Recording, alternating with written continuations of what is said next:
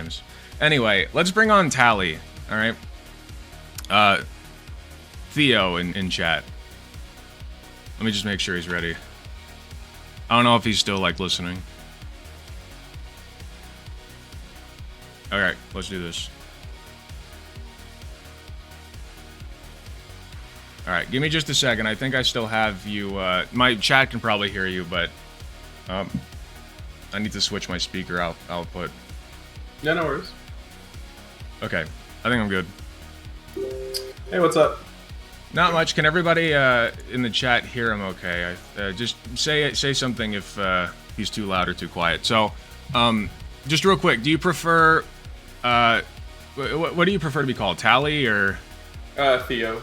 Theo? Okay, sure. And what are your pronouns, if I may ask? He, him. He, him. Okay, cool. All right, so Theo, we talked a little bit in the... what was this Discord server called? Political Shit Show. Mm-hmm. We talked a little bit in there last night. Oh, thank you so much for the follow. About your opinion on this issue? What the fuck? We talked a little bit last night about, some economic stuff, but we also just now got to watch Matt Walsh doing his little trans hate thing. So really, it's up to you which one you'd rather talk about. I really don't mind either way. I will tell you that I will probably be a little bit more forceful on the trans stuff and not as much on the economic stuff. So it's up to you. Well, I mean, as someone who has never, I've had one friend who's, or I still have, but I'm in Canada. I have one friend who's trans, and I haven't really met anyone who's trans, but I've had 2 great conversations in the last 2 days with people just to get like a better insight into what it's like to be trans, and you know what the issues they're facing in society, what it's like, what kind of struggles did you go through with these kind of things in your life, and it was really insightful and it was quite productive. Oh, good. So what kind of things did you talk about? What do you like still not quite understand, or like maybe disagree with the left on things? I know the sports thing came up. I don't really disagree with any. Like, I was mostly just curious about what they believe that we could do better in society, and how they, like, it was more like we talked about personal stuff, like how it was like growing up, and what kind of like at what age you realized that you were trans, and what kind of stigma you face day to day, if you face any discrimination, how your family reacted, and all these things. It wasn't like it wasn't like a political thing. I mean, I don't like, my philosophy has always been that you should seek your best life, as long as you're not hurting anyone else. I don't see an issue for why you would not try to live your best life. So I don't understand. Like, I've never been anti the idea of trans by any means at all. Awesome. That's better than my history. I'll tell you that much. It wasn't even that long ago that I was like transphobic. And when I say that, I mean like I'm talking years. But anyway,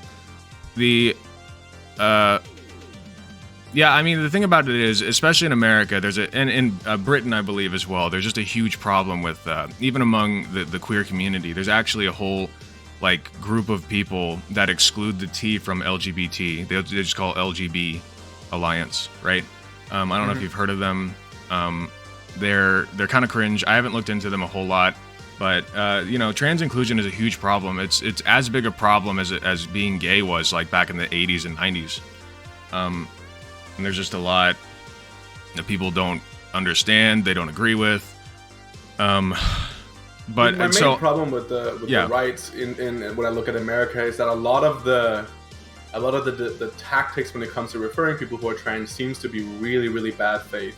It's like, and that's my main issue, is that it doesn't come from a place of compassion and understanding. It comes from a place of like trying to tear other people down, and I don't agree with that at all. You should always look to someone. You should be as polite to someone who disagrees with you the most, is what I believe in.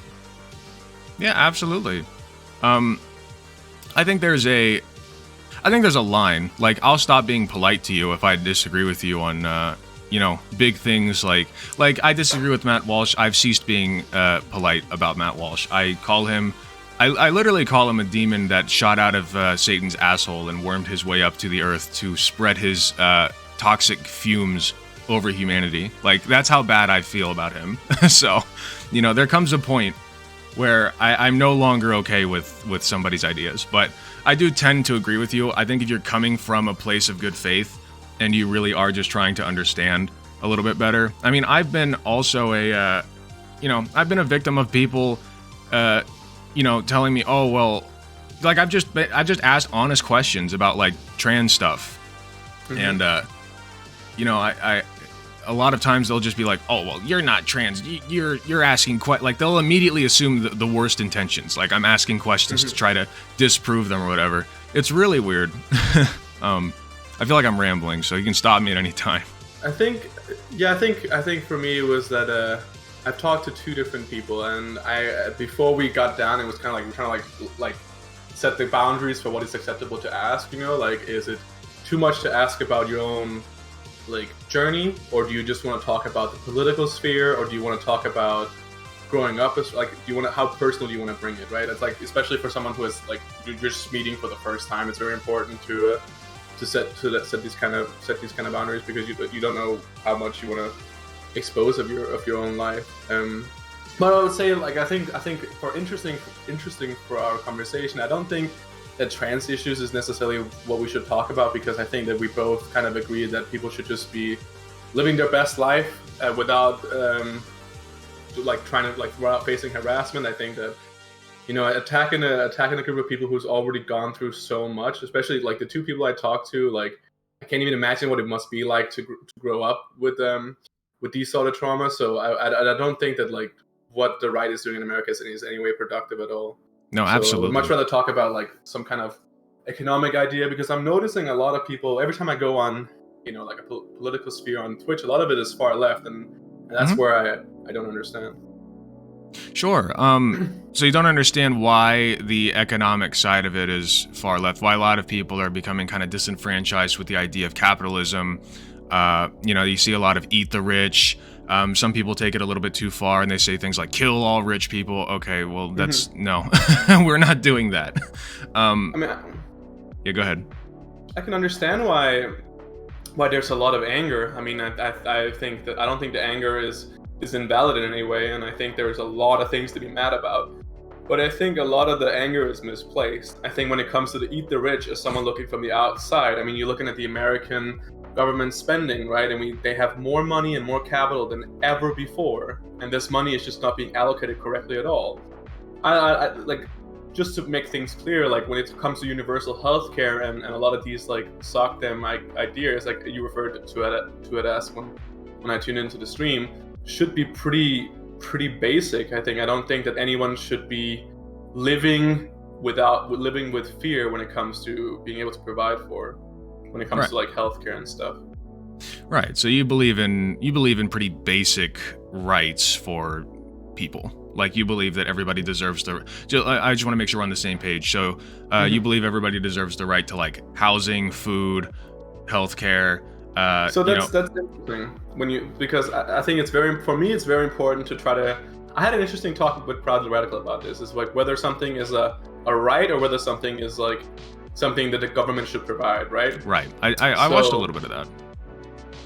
Yeah. So for me, it's that I'm not convinced that the government should provide those things, but I do think that these things are super, super important and every human should have access to it. But I'm not sure that like having a top-down structure where we just tax people in a progressive rate to provide this stuff.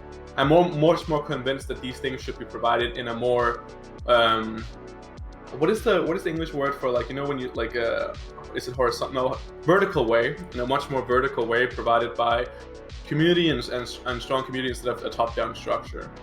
And I want to empower the individuals more is where my philosophy comes from. I think one of the main problems that when we have a top-down structure is that we don't empower the individuals. And for me, strong education, people need to understand their own worth and not be afraid of their government or rely on their government. I think those things are very important. Okay. Sorry, I'm opening up a Google Doc. I'm going to write some stuff down while you're talking. Okay. So you mentioned empowering people, right? Mm-hmm. Can you go into that a little bit more? So, for example, when it comes to, if we focus on something like the anti-work movement or the workers' rights movement and stuff like that, all these things I'm very for. I think it's very important that you know how a lot of business owners are super predatory when it comes to treating their employers horrible. I think it's very, very important that we teach people that they're worth a lot, and there should be power to the people, and people should tell their boss to go fuck themselves if they tell them that. It's very, very important for capitalism to work correctly, is that the workers understand that they're worth something.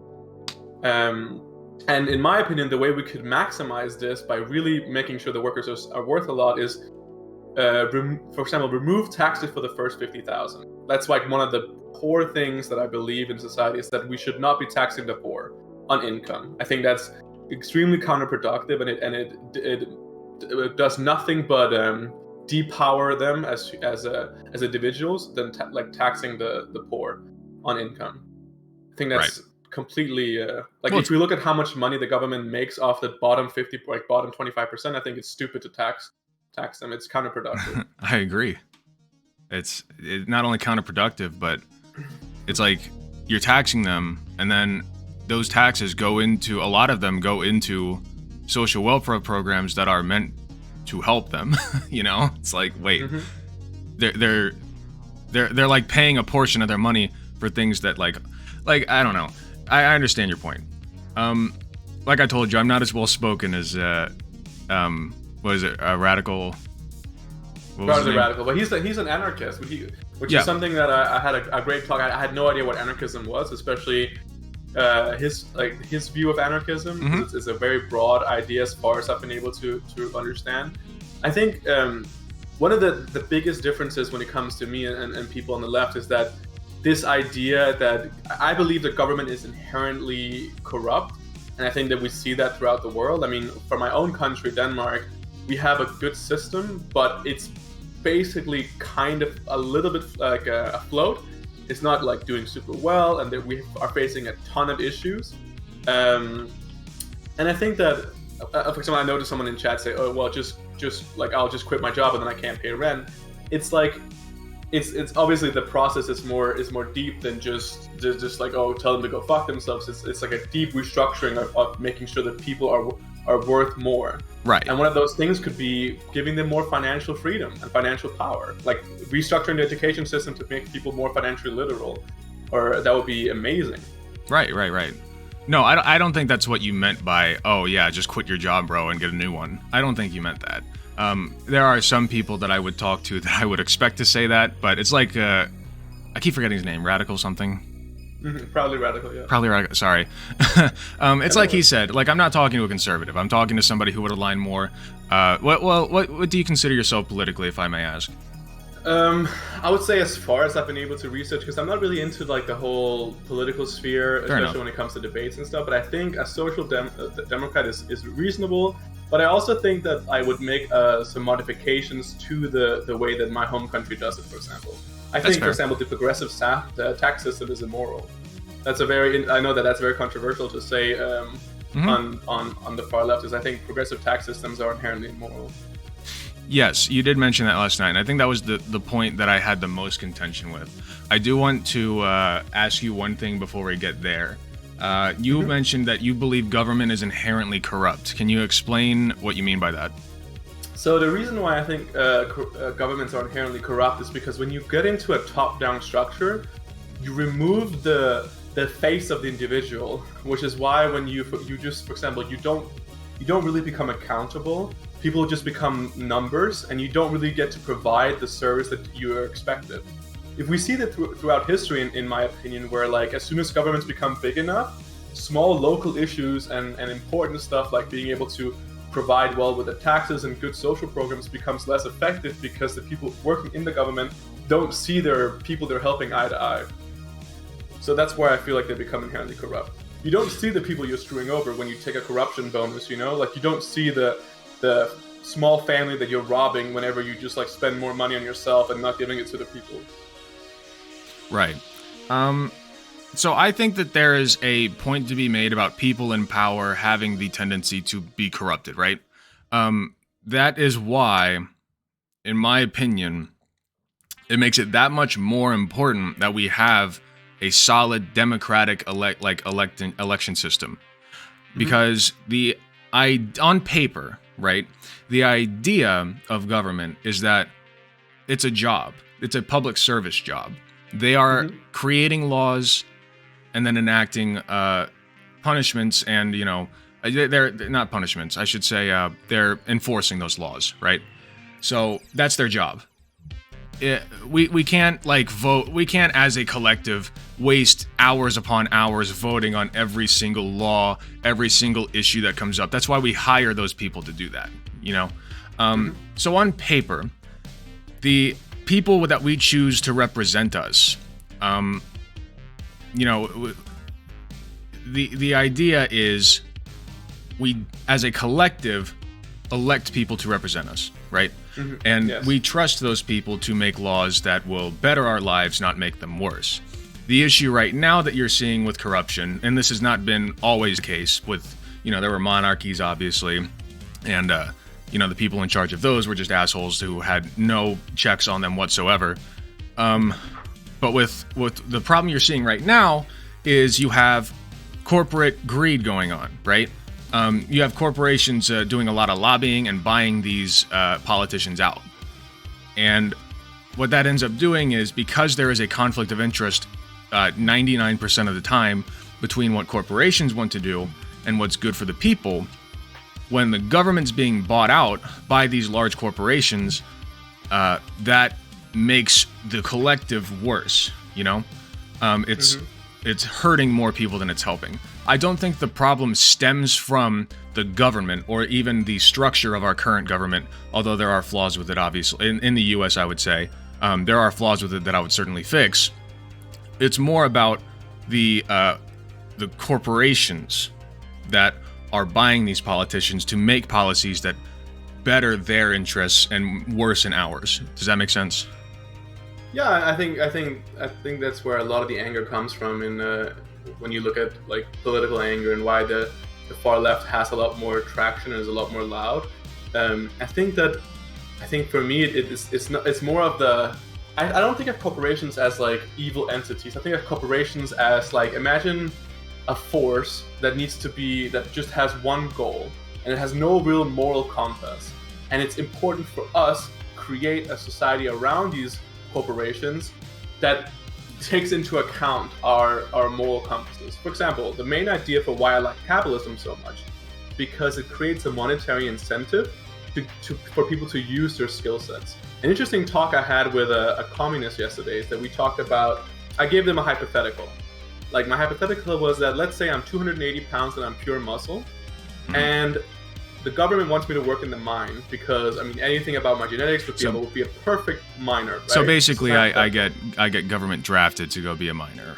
Okay. Yes, but mentally, I'm an artist. Right. The problem is that I am the 30th best artist in my town, and there's only 25 slots in the university or the art school.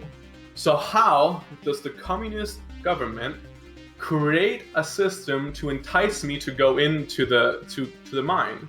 And capitalism solves this by providing a monetary incentive for people to go into the mine, and they give them the benefit of giving them a high monetary gain for using their skill sets in this way. The problem with communism is that if you remove property rights and you remove a class system, how do you get people to go into the mine without coercing them or the solution we have seen throughout history so far is that they'll be go to the mine or we'll jail you. There hasn't been a solution to giving people the option to use their skill sets without coercion. Sure. So I think, I'm not, I know with anarchists, I'm not personally an anarchist, just so you know.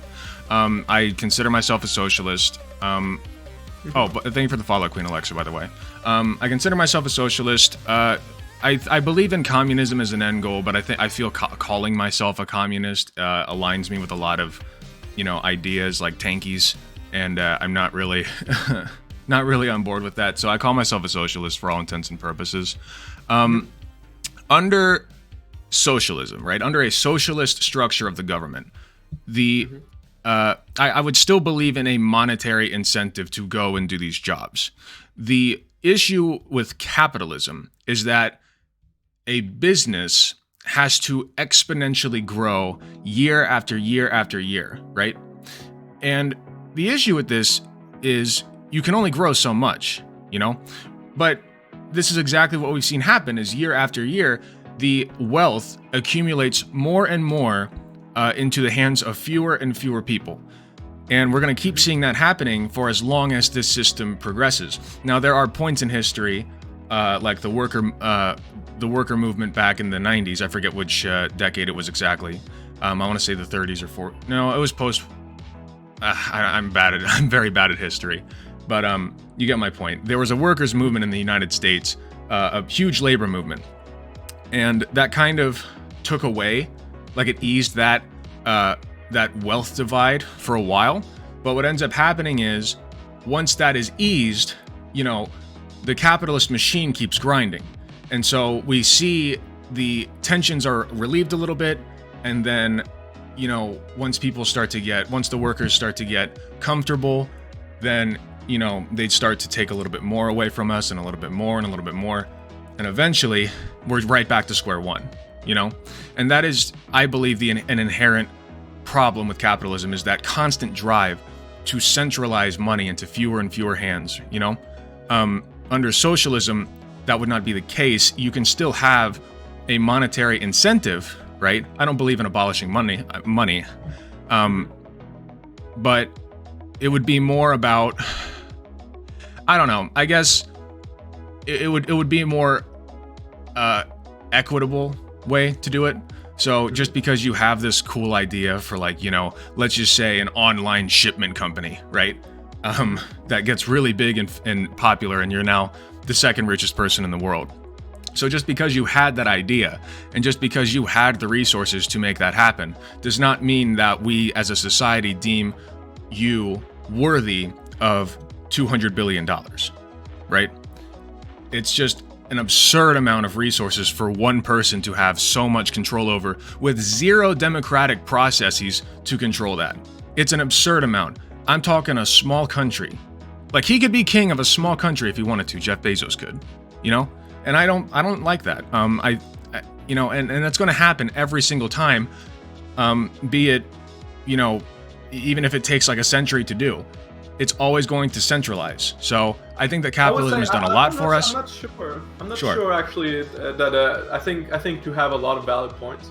One of the things that I disagree with is the idea that things centralize. I think that a lot of people look at capitalism like a monopoly board, right? And a lot of people say that we're in end-stage capitalism because we're seeing the end game of the monopoly board and we're seeing one person sit with all the money, right? I think the main reason why we see a lot of anger is because of the monetary policy that a lot of these governments have resulted in. Like right now, we're seeing that our generation have the least purchasing power of any generations in the last 5 generations, right? And that's a huge burning issue, is that we have elderly people who have been having houses for generations now, and because of the housing market, they're able to accumulate tons of equity, and these equities are not being redistributed to the next generation, which they naturally were before, because these people are getting older, and now there's just a lot of young people who don't get paid enough there and are just angry at the world. I think there's a lot of all that anger is completely valid. I think that's what the main contention comes from, is that people are seeing that their grandparents and their parents were able to accumulate stuff that are just simply not able to accumulate anymore at all. And I think when it comes to companies like, you're referring to Walmart and Amazon, right? And I think that these two are the best examples of what's wrong with American politics when it comes to what they're able to lobby for. Because if we look at stuff like, they're the two biggest employees or employers of American citizens. And they provide some of the most disgusting, especially Amazon, they provide some of the most disgusting corporate structure I've ever seen. Like the whole way that they do not let people move up, they pretty much employ them to slave labor, and the way that they're treated during breaks and stuff, it's all horrendous stuff. Right. And the way that capitalism in its ideal form is meant to solve that is that there will be another contender who can provide something at a more effective price, at a better condition, and as people have better, more equity and more capital power, they're able to allocate that capital power to people that they like. And if we use a real world example where we see that where capitalism flourishing in that point is that as we empower people with more monetary or more money, they tend to buy more equitable, like more ethical, right? Like if you look at the brands that are like, you know, fair trade chocolate, organic dairy products, and animals being treated well, these companies are flourishing in high equity societies. They're not doing well in developing countries, but they're able to, you know, provide ethically in countries where people have a lot of monetary power. Sure. So, you know, you talked about people have a tendency to buy more equitable products, buy more ethical products. I think you're correct to an extent, but I feel that instead of giving people the choice to buy ethically or unethically, we just enforce that, you know? We say, well, no, actually, China, you can't use slave labor. You know, you can't use child sweatshops.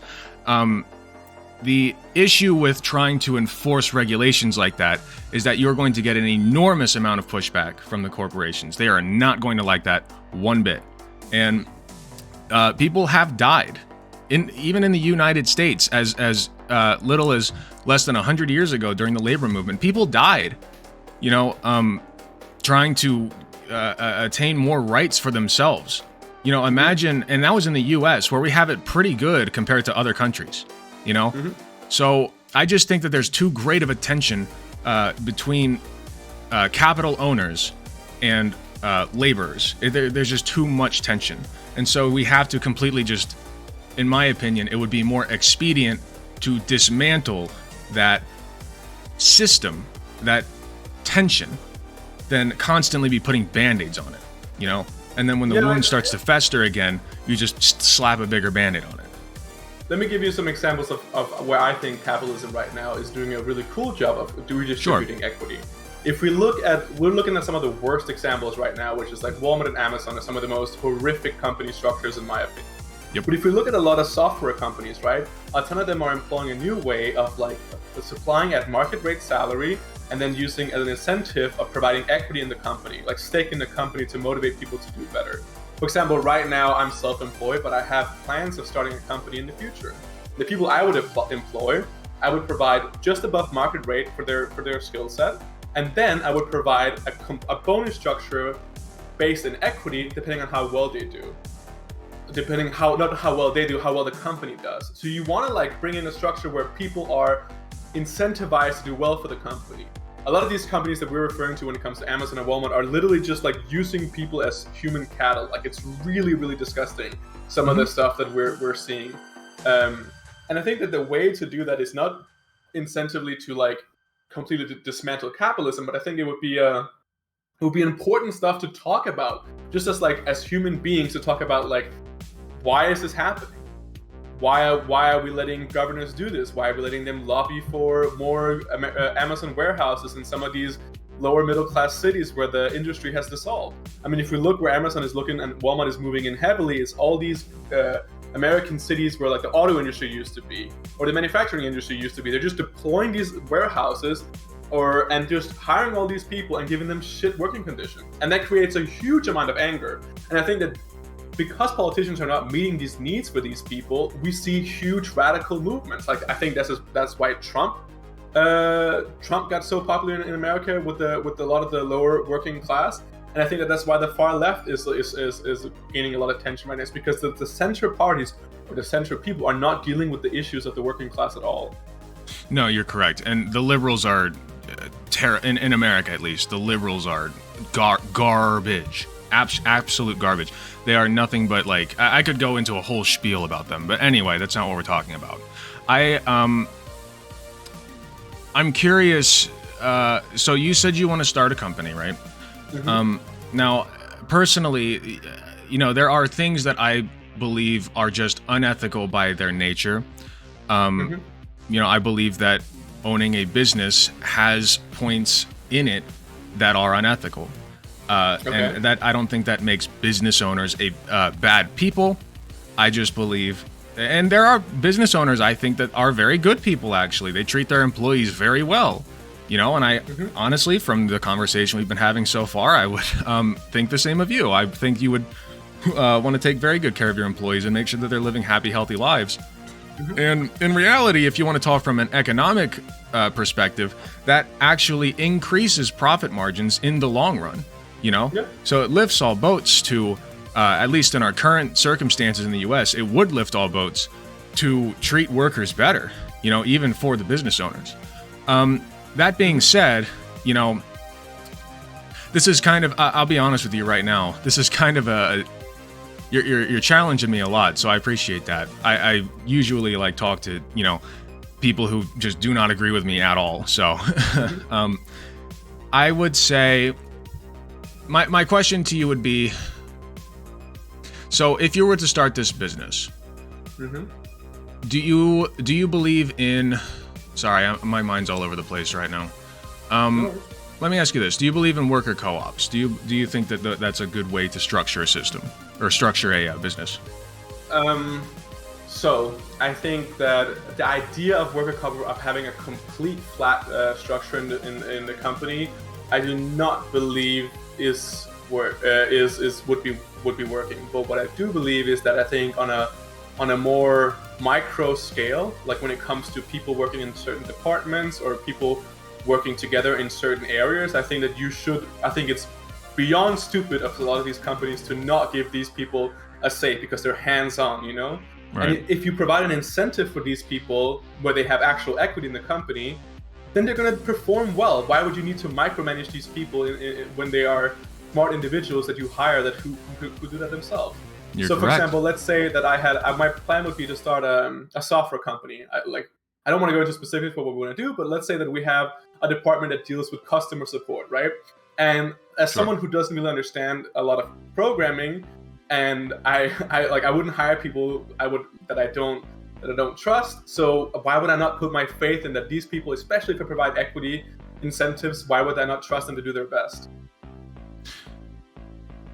Say that last part one more time. Sorry.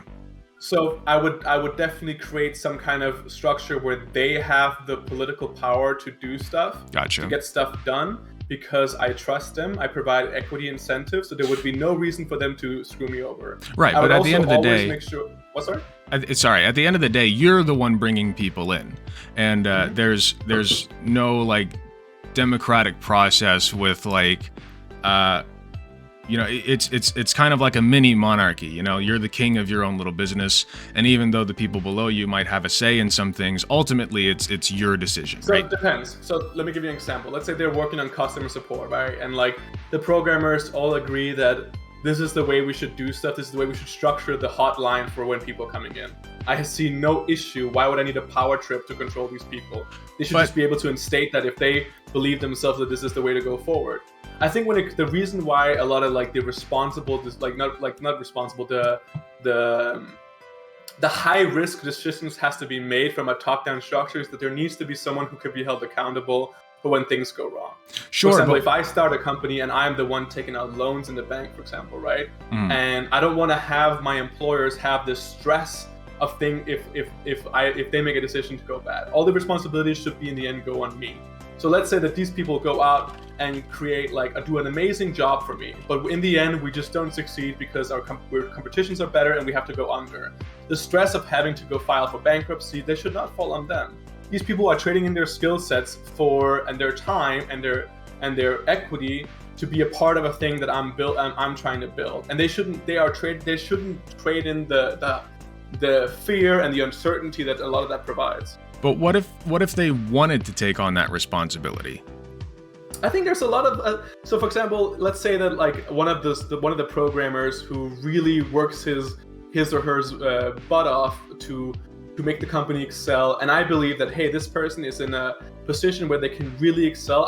Why would I not give them a high equity position? And then you could write the contract so that hey, you also have these risks in, right? Like it doesn't have. I think that it doesn't have to. Like the problem I'm seeing is that a lot of these software companies and these tech companies, right, are moving towards a more worker co-op without them even realizing it because it's just more effective.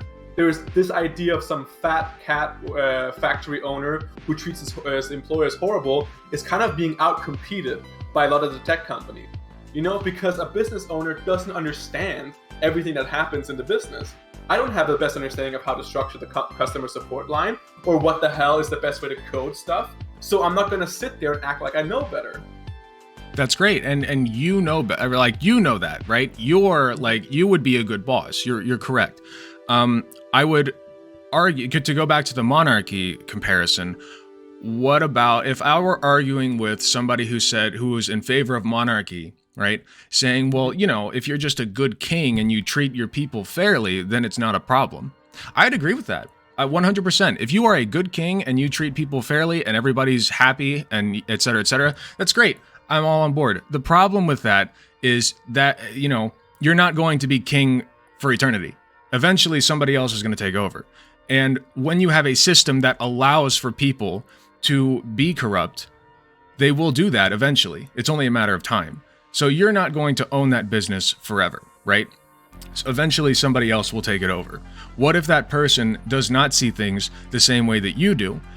Do you want structures in place to prevent them from making that business a worse place for the workers? You know? So a good example of that actually is like, I don't know if you're familiar with the shipping company Maersk by any means. Have you heard about them? Like they're a huge shipping conglomerate. They're based out of Copenhagen or Denmark. Not Copenhagen. What's the name of it? Sorry. Maersk. Maersk? Maersk. I'll put it in chat. Sure. They are a huge shipping company based out of Denmark, and they're a huge part of the Danish GDP. And the founder of this guy, A.P. Møller, was a Danish patriot, you could say. But Danish tax rules are very, very, very non-competitive compared to other places in the world. But he believed that we should stay in Denmark because Denmark provided us the foundation to be able to become who we are. And sadly, he passed away, and his ideas, he wrote into his to his will that his kids should make sure the company stays in Denmark, right? But I mean, if you're coming in as a board position on the board, why would you want to be in Denmark? You have no allegiance to Denmark, so why not just like go to China or go to Vietnam, where you can get a better tax rate? So you didn't want to outsource. But my ideal solution would be, for example, that my company would fail. I mean, if let's say that my friend or my kids took over the company, I would hope that there would be a competitive structure in place where my company would fail if they didn't adhere to those values. I think the biggest reason why Amazon and Walmart is allowed to operate the way they're operating with treating people like shit is because nobody has the capital to compete with them. I mean, the reason why I think Amazon is so evil is they're lobbying for all these... What's that? I would like to contest that point. Okay, go ahead. I think the biggest reason is not because nobody has the capital to... it's not because nobody has the capital to compete with them. I think that's part of it. The bigger issue is the fact that they live in their own little monarchies. They are the king of that domain. They have complete power and control over everything that everybody does, the amount of money that they make, etc. And they use it too. And the structure is such that he is funneling money, worker power from the laborers at the bottom all the way up to the top, and he's just allowed to do that because the workers have no power legally. He's just the owner of all of it. So from my perspective, the real issue is that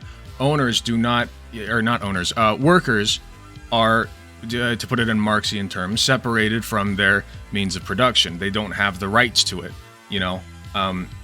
It's an easier example. There are easier examples than Amazon. The typical one is like the factory worker, you know, where you make your let's say it's a shoe factory, you know. At the end of the process of making a shoe, the workers don't own that, the capital owner does.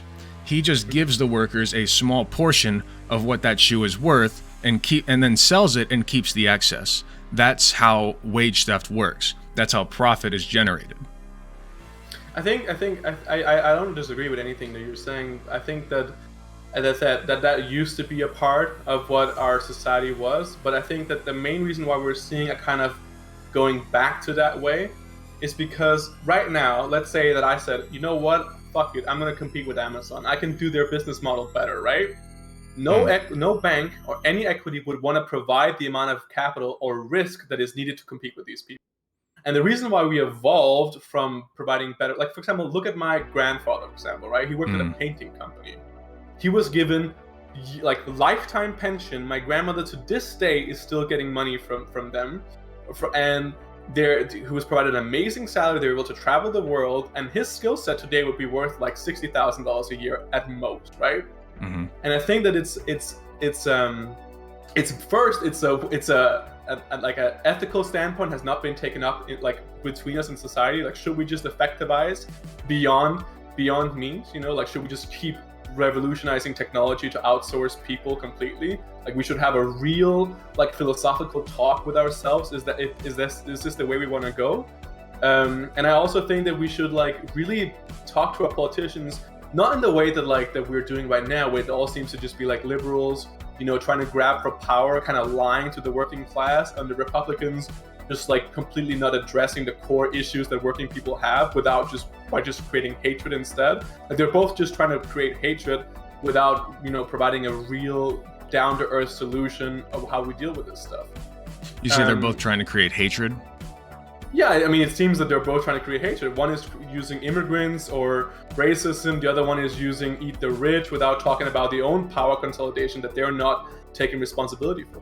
Well, the left has no power in the U.S. I would say that the left... Well, okay, what do you think the liberals... I think the liberals have a lot of power. Sure, liberals do. They're, they are the left in America, which is incredibly sad.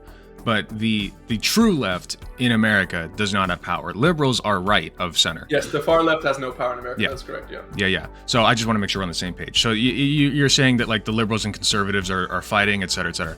I think that there is... I don't believe that they're the same. I used to, that liberals and conservatives are like the same. They're not.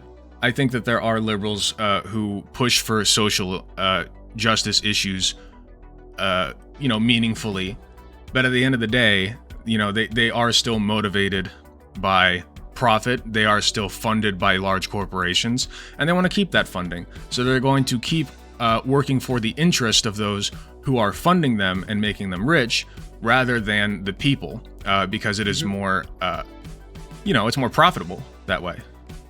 Yeah, I agree, and I think what I like about people I talk to is that we all seem to have the same like idea of what would be better. We wanna make working class more valuable. We wanna make them have a better life. We wanna give them more power. We wanna do all these things. I just haven't been convinced yet that an overhaul of the monetary structure or the way businesses are operated, because the main problem for me is that, let's say we force companies to restructure, right? Let's say that I create my company, I die, and someone takes over and is a terrible boss, right? Let's say that we have laws in place that are specifically supposed to restructure that, right? Then the one problem we have then is that then my family who built this company are forever wealthy. We're entitled to the equity that comes from this company no matter what. But what I like about capitalism is that if my predecessor fucks up, that equity is gone, and someone who has a better understanding and more incentives and wants to provide better rights for their workers, they rise up and provide that gap. The problem is that if we create a structure where the government takes control of these issues, then we kind of like create a lot of inheritance wealth, which is what we see, I think, in a lot of American families. Like, if we look at the same families have been rich for a very, very long time, right? It's true. And I think a lot of the reasons for that is because there's so much political power that keeps their money in place. You're correct. There is. I had a point and I'm blanking. Sorry. I'm horribly ADHD. What was I going to say? Oh my gosh, I had a good point. Hold on. It's also the morning. I'm not a morning person. I guess it's not the morning anymore, technically, but...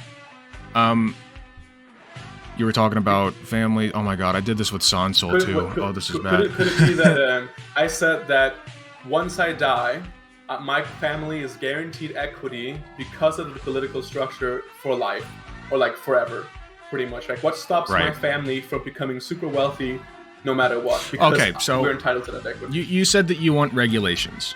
right? That will prevent bosses from being able to do bad things. Can you give me I think we can agree on a few basic things. They have to have a minimum wage. It has to be livable. We agree on that. We agree they need healthcare. We agree they need reasonable work hours. They can't be working 18, 20-hour shifts 6 days a week. All these things. And to be fair, depends. I want to make 2 points real quick when it comes to. So the minimum wage is interesting, right? Because in Denmark we don't have a by law minimum wage, but our minimum wage is around $18 to $20. I am familiar with the minimum wage situation over there. Yeah.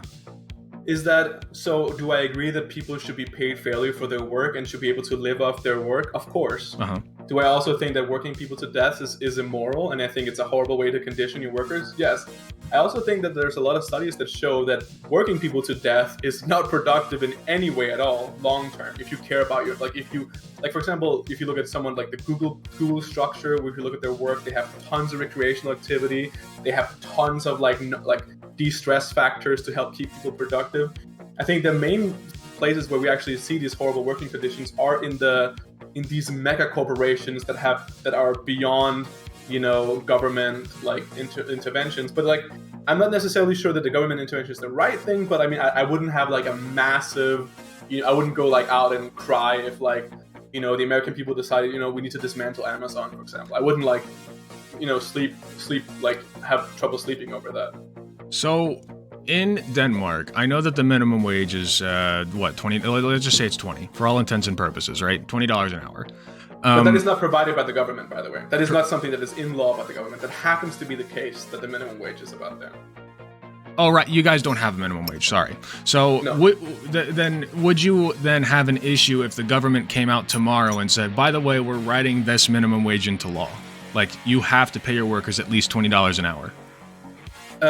So the problem I have is not you see again I don't have a disagreement with the idea of that. The problem I have is that if you just arbitrarily enforce that without having systems in place that make sure that living expenses just don't rise, the main argument you see from the right is that let's raise minimum wage, but then cost of living is just going to go up.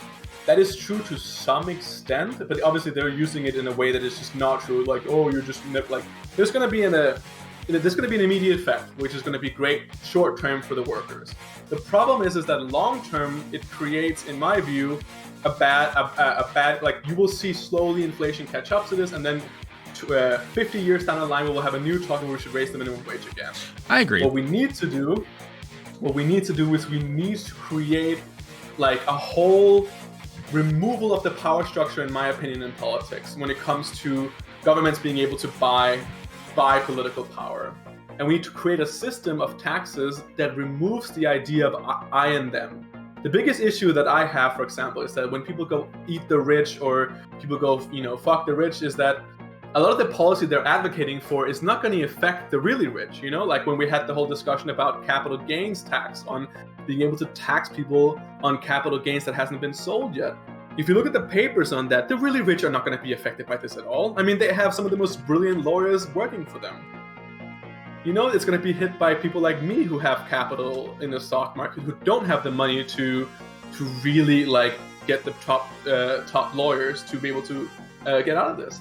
And I think we need to create a system where good behavior is incentivized. Right now, because of the political structure and how the tax system works, being a piece of shit has its advantages. If I was an unethical asshole to my workers and regarding my money, there would be an incentive to do so. You could hire lawyers for loopholes to avoid paying taxes. You can treat people like shit. You can do all these things. But if you create a power structure or a society that punish people for being pieces of shit, the tax punish, what if you made a flat tax, for example? My ideal society would be stop taxing the poor. What the fuck are we doing? People who can't afford a decent living. When I consider decent living, by the way, just so I'm not someone who's the people who go oh, do you just want to live in a mansion for flipping burgers? Right. If we just focus in on what's a decent living, in my opinion, the decent living is you're able to raise 2 kids on a 2-parent income, you have a decent house, and you're able to do a vacation once or twice a year. That's the baseline of what people should be able to do. The average worker should be able to do that. I think that's what our parents had. That's what our grandparents had, and I think that most people would agree that that's like a reasonable way to do it. Yeah, I think at the end of the day, we do agree on a lot of things economically. If you were in the U.S., you would be aligned with most Socdem. So my main thing is the capital gains tax, and then also you do not believe in a what is it called, a scaling tax for progressive tax system. What is it? I don't. Progressive tax system. Progressive tax system.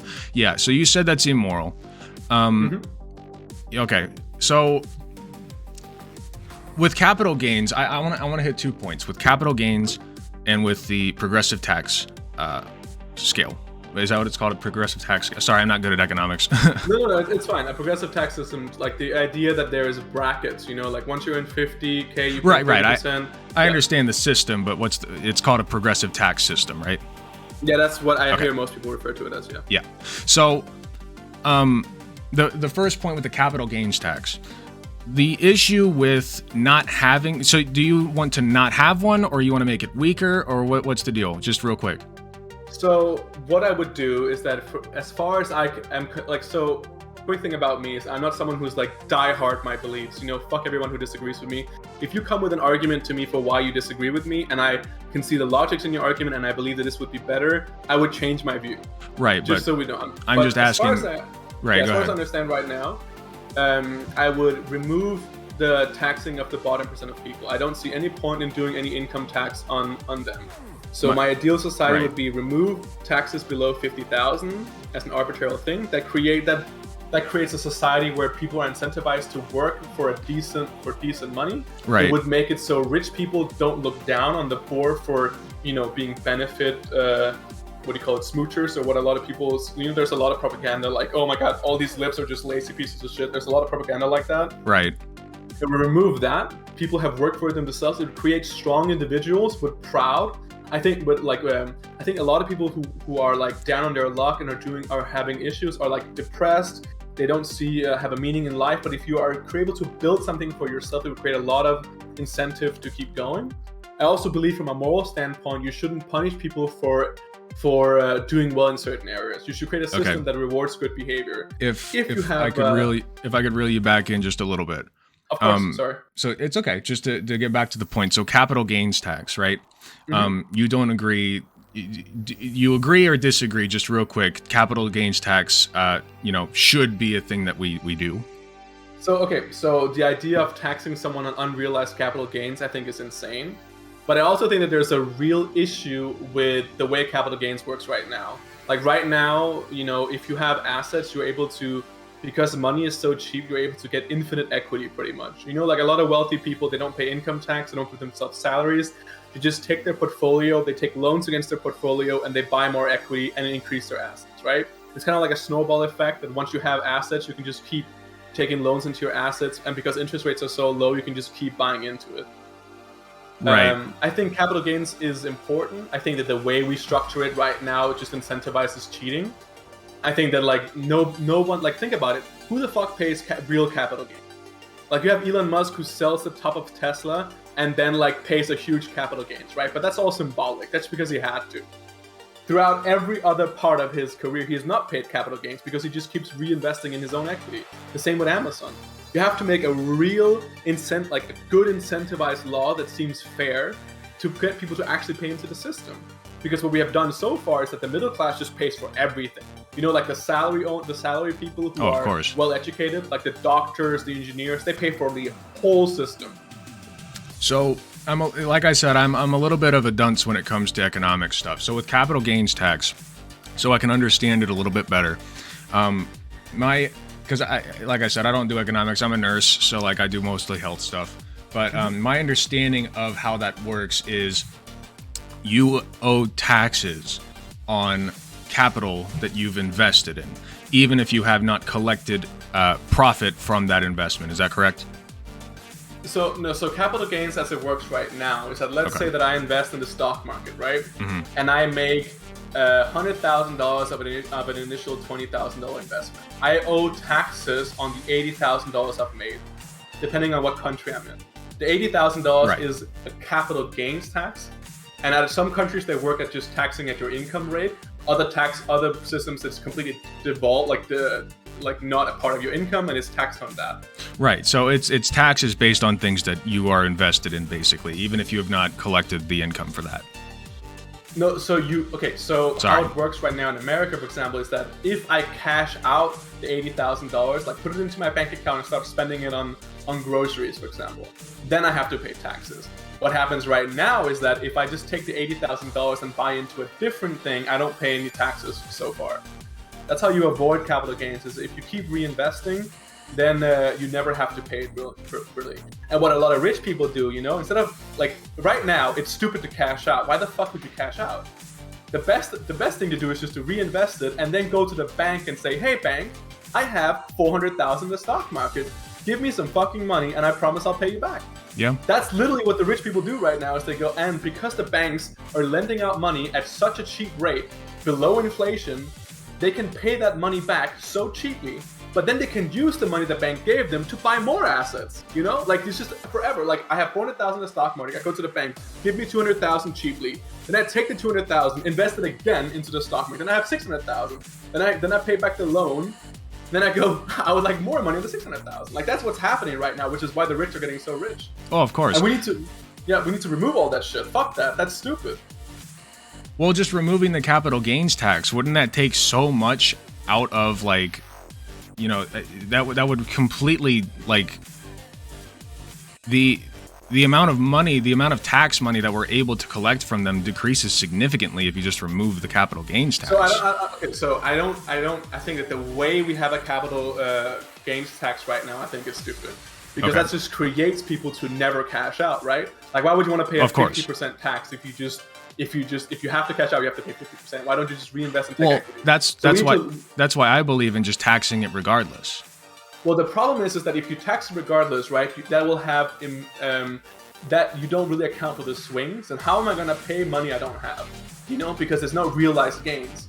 You'll have to. You'll kind of have to sell a couple shares or something. The bottom line is, the people who are taking advantage of this system, by and large, have the money to afford it.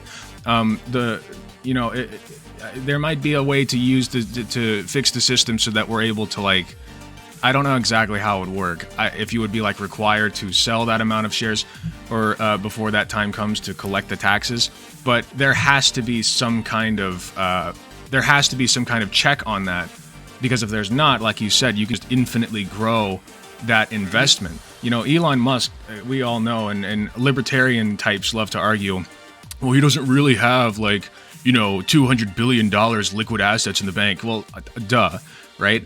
But the fact that it's all invested is actually good for him. It's better for him than if that were all liquid, because he pays jack shit in taxes, like nothing, And he pays a lot of taxes, by the way. If we look at just the facts, he pays a lot of money. He's the highest paying tax person in the United States ever. Like, there's nobody who has paid more taxes than him. But if you compare it proportionally to how much he still is allowed to have, like the sheer quantity of wealth that he's allowed to have, it's really not that much. And well, it also depends, right? So, like, let's say that we look at his net worth, like, and we decide, you know what, fuck it, let's liquidate everything, right? Mm-hmm. So him as a person is very interesting, because if the government goes in and says, you know what, you have to fucking liquidate, that would completely destroy every single company or anything he's touched. The reason why that's so interesting is because his companies specifically are built on the possibility that what he can do.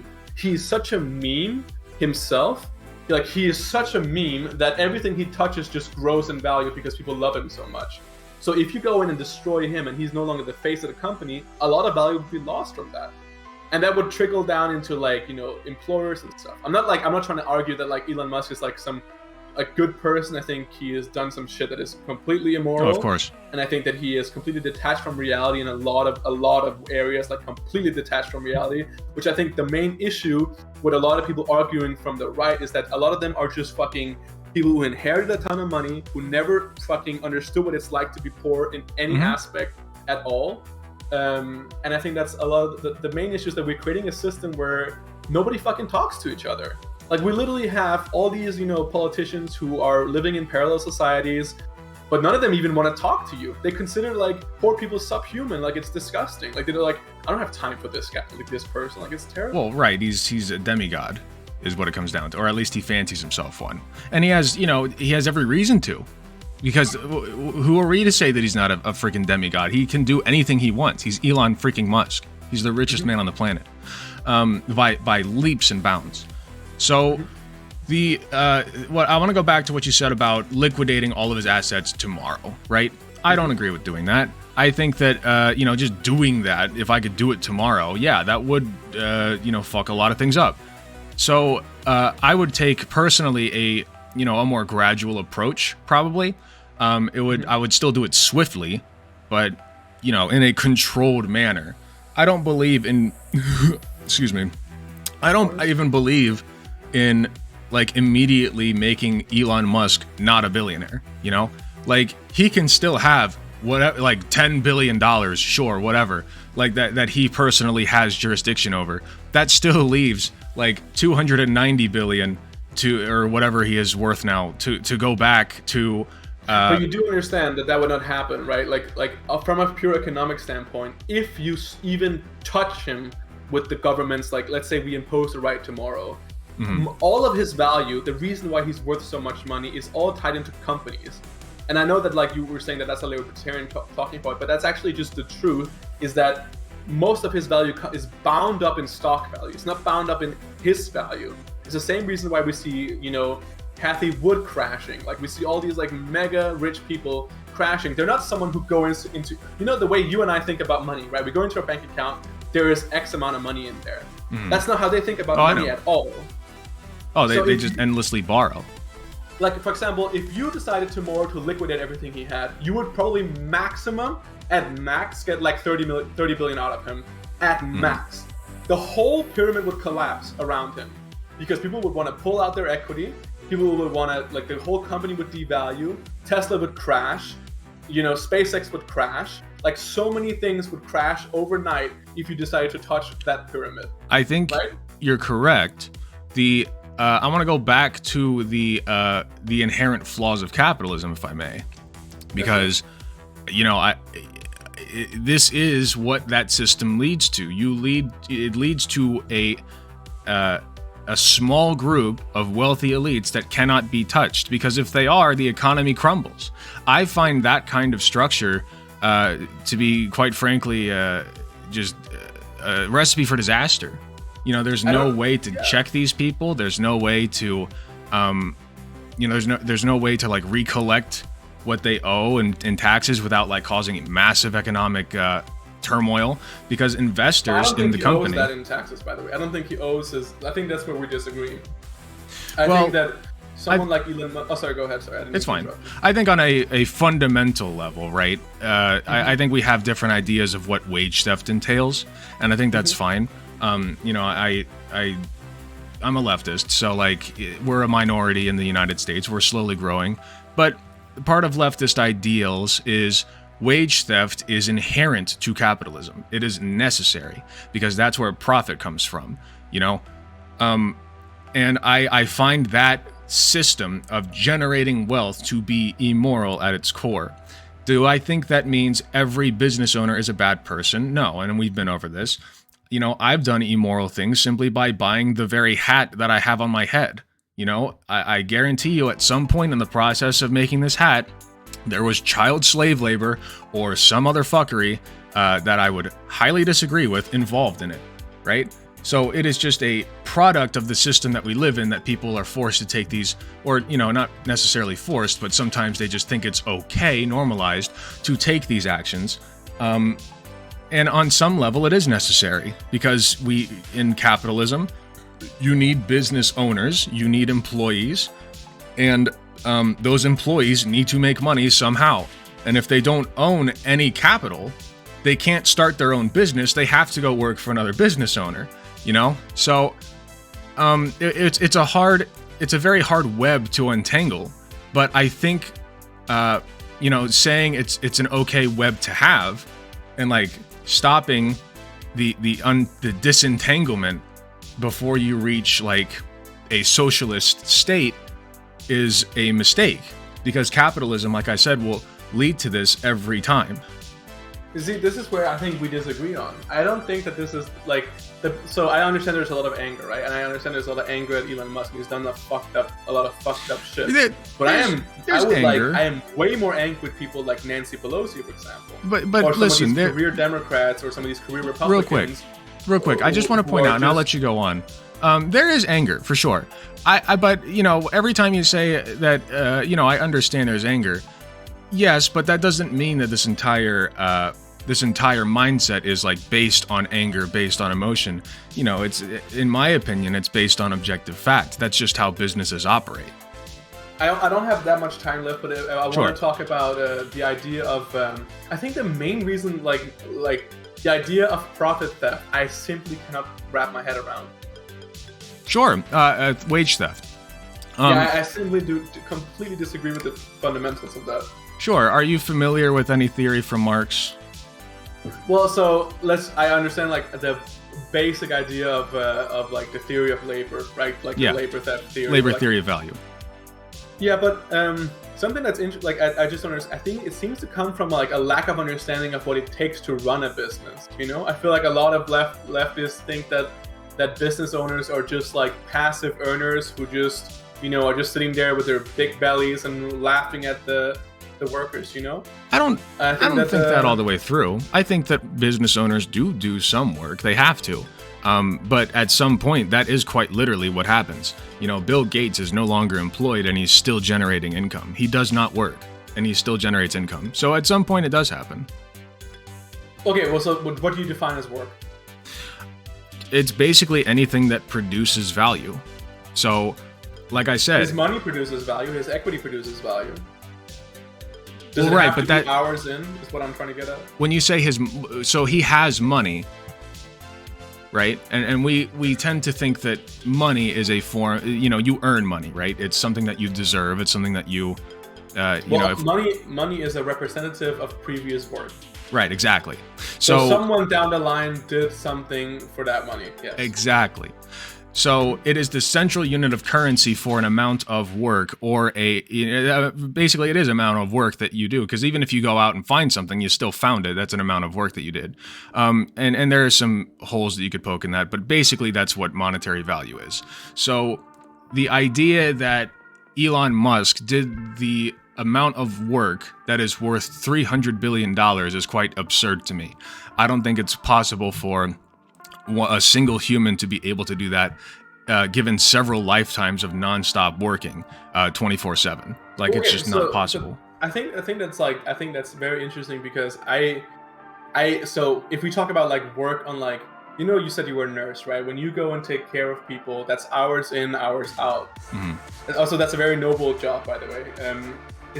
That's hours in, hours out, but it doesn't account for equity. And I think that like, I'm not someone who's like going to sit here and be like, billionaires are just like important justifications of capitalism. But like, I think billionaires in itself are a lot less evil than people make them out to be. I think that we should really focus on who is really to blame for a lot of this. I think that we have monetary policy. I think we have the feds, the Federal Reserve are the ones we should really be looking at after this COVID pandemic. And I think there's a lot of things to be looked at. I think the anger is misplaced, is my biggest issue. When you say billionaires aren't evil, evil is a broad concept. I don't look at things of good in terms of good versus evil. I think that the vast majority of people, 99.9% of people, believe that an action that they are taking in the moment is somehow morally justifiable, right? Like, if they did not think that, they wouldn't do it. And this is true across the board, even for like sociopaths. Even if the reason is I'm the most important person on the planet, therefore this is fine and moral and just, There are some exceptions, but that's the general rule. So I don't think Elon Musk and Bill Gates and Jeff Bezos are all sitting there like, tapping their fingers together and doing evil, maniacal laughs while they, talk about the next, blood orgy that they're going to have with, or whatever. Like, I don't think they're evil like that. I think they simply don't care. They're aware of the issues with the earth. They are aware that they have the means to alleviate a lot of it, and they simply don't do that, whether they don't think about it, whether they don't, whether they do think about it, but then like they justify it because, oh, I did all this work. I think that they really believe they did all that work, but that doesn't mean that they did, and when you have people like that, you have to have systems in place to fix it, because that kind of wealth inequality, that kind of wealth disparity is just not something that's sustainable at all. I had somebody in my chat real quick. They wanted me to address owner versus working class, and that's another great point I want to bring up before you go. I know you got to leave soon, so feel free to cut me off whenever. But that's a great point to bring up. Is as a worker, you go into your job wanting to do the least amount of work possible for the most amount of money possible, right? Mm-hmm. Yeah. And as a employer, you want the opposite. You want your workers to do the most amount of work possible while paying them the least amount possible, right?